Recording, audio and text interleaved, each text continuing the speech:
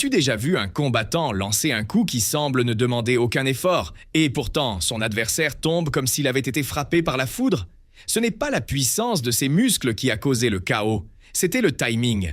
Dans le monde du combat, le temps est bien plus précieux que la force brute. Si tu sais quand frapper, tu n'as pas besoin d'être un géant pour terminer le combat en un clin d'œil. Aujourd'hui, chez Zéro au combat, nous allons décrypter la science du timing parfait, cette compétence invisible qui sépare les frappeurs des véritables maîtres. Le timing n'est pas simplement frapper vite, c'est l'art de frapper au moment exact où ton adversaire est incapable de se défendre. Pour comprendre cela, nous devons regarder le concept du moment de vulnérabilité maximale. Ce moment survient généralement quand ton rival initie sa propre attaque. Quand quelqu'un lance un coup, toute son attention et son énergie sont concentrées sur la cible. Dans cette microseconde, sa garde s'ouvre et sa capacité de réaction à une contre-attaque disparaît. Si tu réussis à l'intercepter juste là, tu frapperas un homme qui est ouvert. Tu n'as pas besoin de mettre beaucoup de force dans le coup, parce que l'inertie de sa propre avancée s'ajoutera à l'impact de ton poing. C'est de la physique pure appliquée au menton. Il existe 3 piliers pour maîtriser ce timing sans effort. Le premier est la lecture des tics.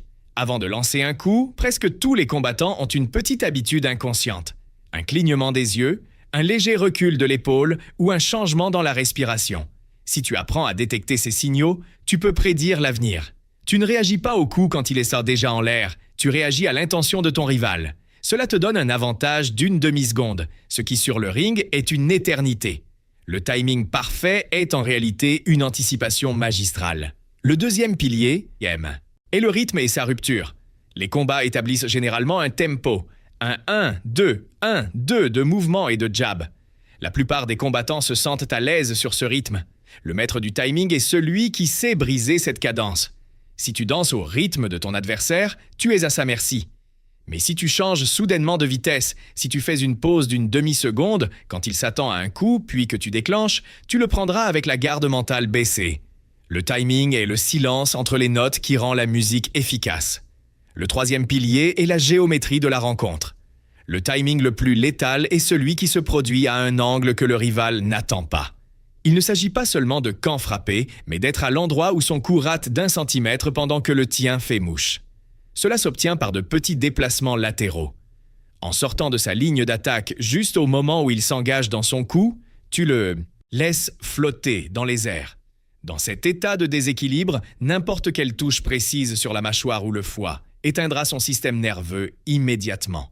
Maîtriser le timing nécessite un calme absolu.